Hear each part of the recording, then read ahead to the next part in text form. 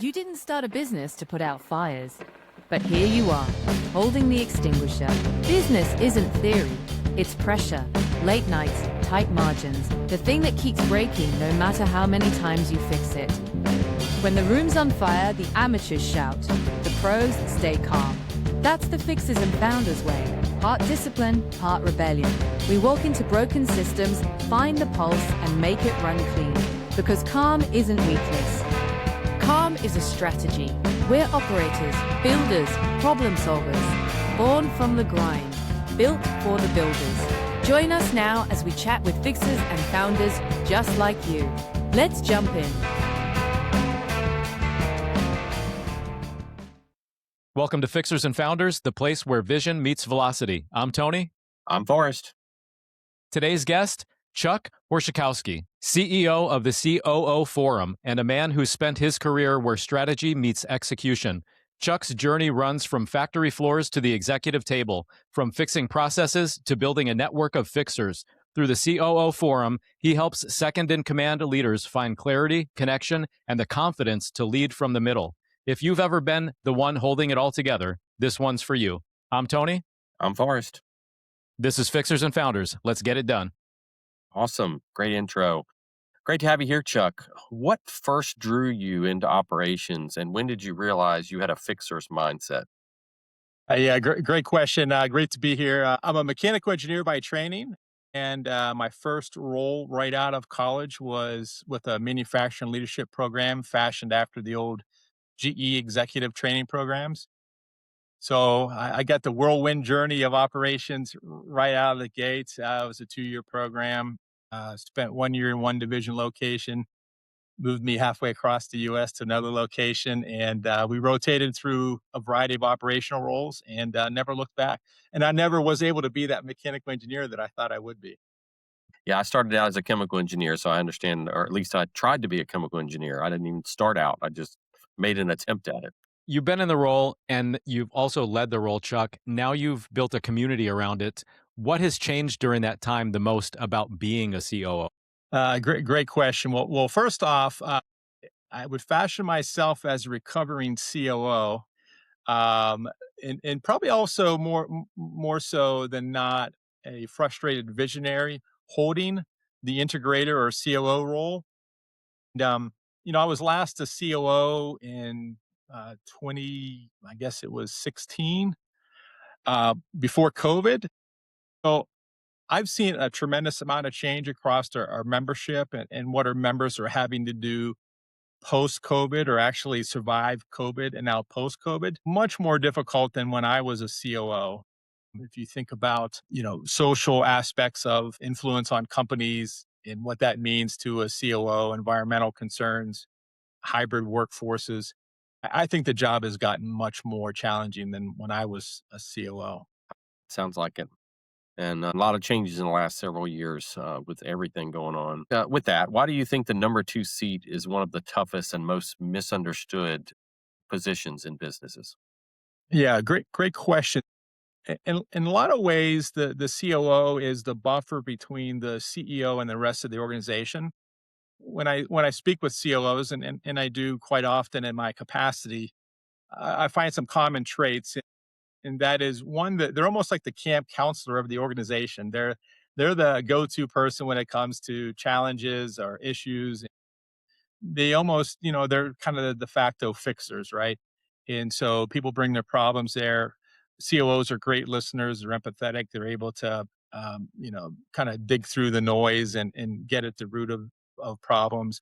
And so they play a very critical role in organizations. Obviously, there's a tremendous amount of responsibility in the position and carrying out the vision of the visionary or carrying out the mission of the organization and being able to execute on that, being able to pivot and the speed of business today makes it a considerably challenging but important role. Obviously with post COVID and managing hybrid workforces and remote workforces adds that challenge, both communication, culture building, the standard leadership challenges that every executive level person faces. But from the COO seat, it's particularly challenging. And then we throw in AI, right? So what visionary doesn't get excited about AI, whether it's from a conference or maybe their own peer group, and they come back and who do they usually turn to and look at and say, hey, can you figure out AI, right? It falls in the lap of the COO. So, for many reasons, it's just a challenging role, but there's a lot of reward that comes with that as well. Of the camp There are a lot of counselor. hats that you get to wear. For Yeah. sure. Counselor type of hats, Yeah. different things. Carrot I camp. love it. Yeah, I love the camp Yeah. counselor illustration because I have definitely felt that camp counselor illustration many a times in Yeah, my career. Yeah, what no stood out to doubt. me too there, Chuck, was the obvious need and skill set that the COO possesses to always be changing. It often dawned on me about sales roles. Always be closing, always be changing. And the ability to adapt and overcome. Without that fear, and just kind of step out in faith and try things out and do what needs to be done to move things forward.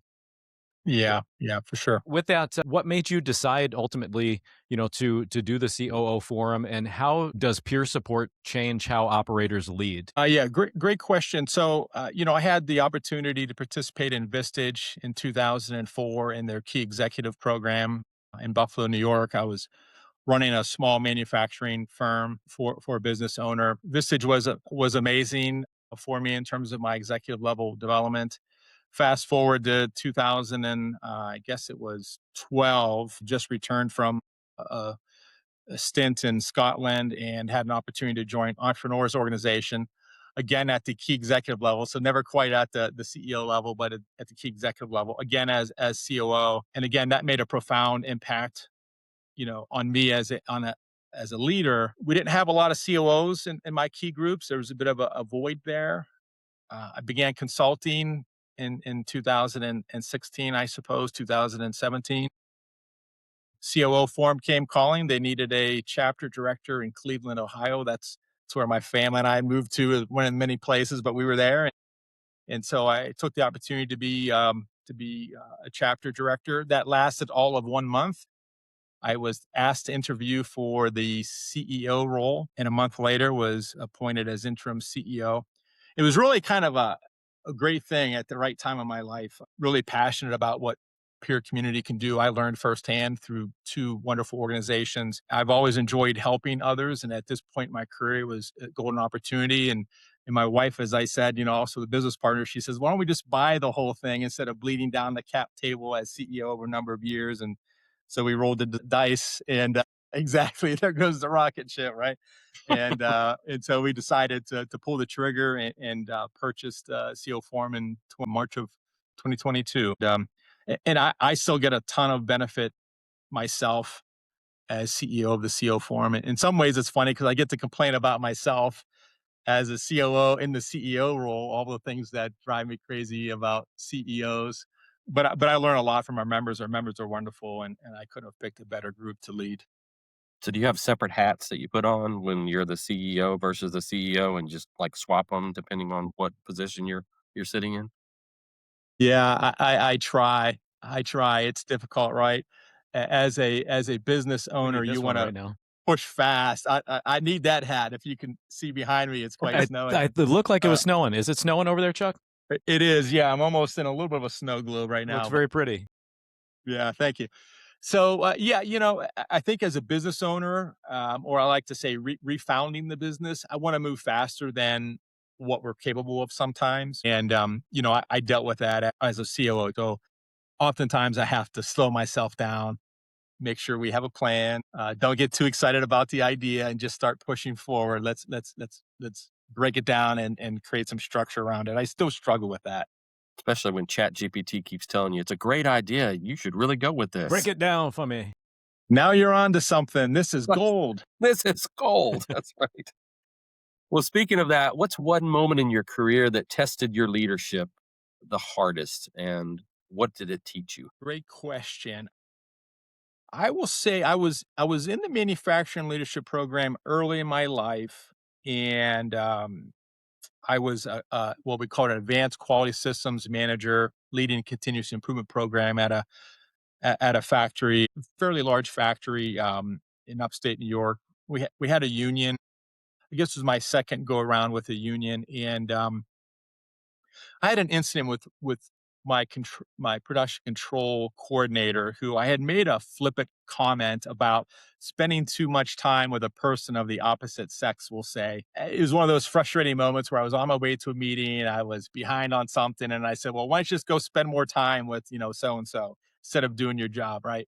It felt innocent enough, but the union filed a sexual harassment charge against me just for that comment alone.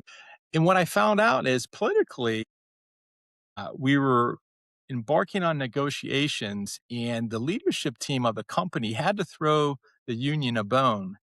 And so rather than stand behind me, yeah, I had to apologize and everything like that. And it affected my career significantly at that point. And I decided to exit that company because I didn't see a future there, because it felt like that one incident was going to define my next, my next spot in the organization. And I was kind of up for promotion, and it was declined. And so I think what I learned was sometimes when we're stressed or we've got so much on our mind, and we don't stop to pause and think about what I'm about to say, or how I'm going to react, it can have profound repercussions, even if they seem insignificant to me, or they could be construed the wrong way. They could be quite significant. And it was a career ender for me at that point. And I learned a lot. I learned how to maybe say things a little differently or react to situations a little bit more effectively. Or pause before you answer, or say Or something else. pause, exactly, exactly. But at a young age and as a young leader, I think we fool ourselves into thinking we have to have all the answers to all of the problems. We always Mhm. have to be there with an answer. And since then, I've learned it's much better to have a good question than a good answer. Totally agree. Sage advice, easier said than done, though. Thank you for the reminder. Absolutely. I've been instances as early as today where that was helpful to do what you suggest and say less and ask more. Right.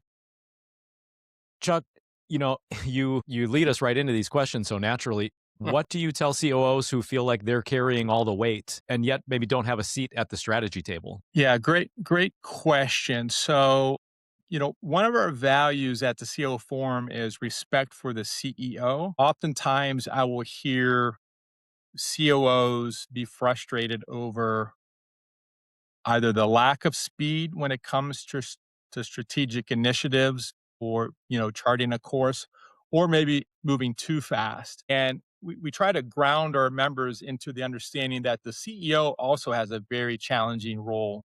They go to bed, especially if they're the owner or founder of a business. There's a lot of people's lives and fortunes at risk, so to speak. And that's a pretty heavy weight to bear. And so first off, recognizing and understanding where the CEO is coming from. And I think one of our partners, Rachel Leibowitz, just a wonderful mind when it comes to understanding the psychology of integrators and visionaries, says that a visionary is most often driven by winning and freedom. And so understanding that as a COO, trying to frame their reactions and their decisions in regards to winning and freedom.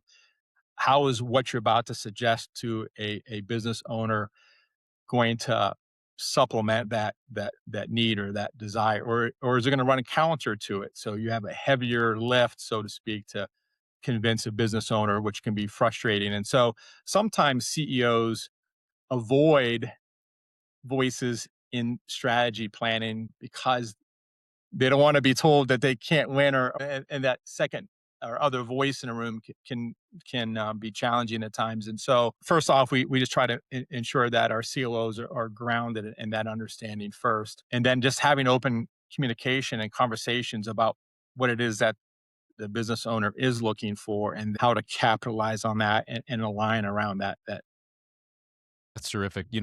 It's been a theme so far with the conversations we've had today, striking at the root of all of this and the communication and these subtle pivots about language and how you frame that. In fact, that recent conversation we had, you talked about no longer defining the process as the process and just calling it the agreement, Yeah, that was good. things like Love it. that. So, yeah, awesome. Well, now we have a couple of wild card questions. So, not that you prepared for any of these And questions, not too but wild. yeah, no, not Do, too do I get wild. to phone a friend, Yeah, or how you does can this phone a work? friend. You can, yeah. exactly. So, what's one small habit or ritual that's kept you grounded through the decades of high pressure leadership? What's one habit that's kept me And serial grounded? murder is not one of the Yeah, choices. that one cannot be No, that. that's yeah, knowing how to bury a body has always been key now. Oftentimes I guess I remind myself that it could be worse. Amen. There's a famous person that said, "Fear not, do not be afraid." And so I think that grounds me as well to know that aside from death, it could be worse. And so when confronted with the challenge, yeah, I think it might have been exactly. And Might have been that guy. yeah, it might have been that guy. So I think that just understand that it could be worse. Be thankful for where you are, and understanding that there's always a way forward. You just have to put in the effort and the grind and make it happen. Maybe it's Jocko that says, "Always move forward." I think I would put that as number two. Always move forward. It's good stuff. Chuck, Chuck, what's a moment that happened outside of work that changed how you lead at work? I would say going through parents' deaths makes you understand the impact that it has on you personally, occurring fairly early in my career. It makes you understand that everyone in the organization has that same family dynamic that could be affecting how they show up.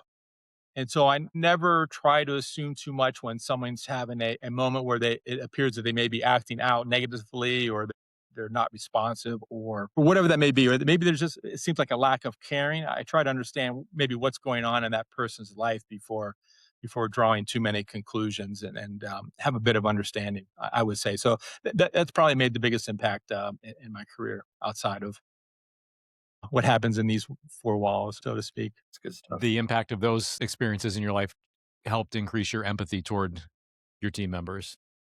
For sure, for sure. All right. That was Chuck Orzechowski, a man who spent his life turning execution into leadership. If there's one thing today made clear, it's that great operators don't just move businesses forward, they hold them together. And sometimes the best way to grow is to find people who get it. I'm Forrest, I'm Tony. and this was Fixers and Founders. Oh, my darlings, look at you. Still here with me till the end. That's how I know you're one of us. The fixers, the founders, the ones who build in the chaos and still manage to laugh through it. Drop a comment, share your sparks, and connect with each other. This is where the net weaving begins. Like, share, and subscribe to keep the fire blowing. Until next time.